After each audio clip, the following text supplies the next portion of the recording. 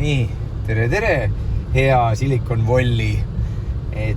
Mina olen Rego Ahven ja olen siin antud juhul küll Palo Altos, aga muidu San Franciscos Firemusiga, oma siis justkui Eesti Spotify'ga ja me oleme siin ACE'iga ja selle ACE delegatsiooniga sellisel konverentsil nagu GDC ehk Game Developers Conference.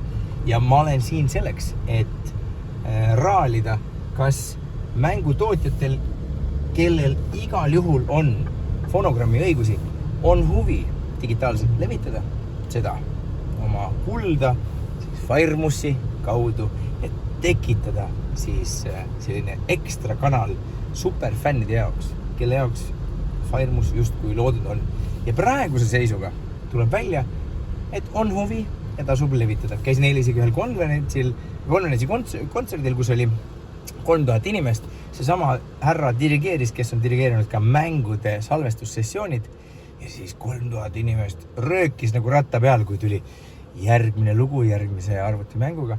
Nii et ma pean ütlema, et muusika on väga palju integraalsem osa või nagu ta on nagu möödapääsmatult vajalik, et siis kuidagi identifitseerida neid mänge ja võib-olla taaselustada neid emotsioone, mida need mängud on põhjustanud.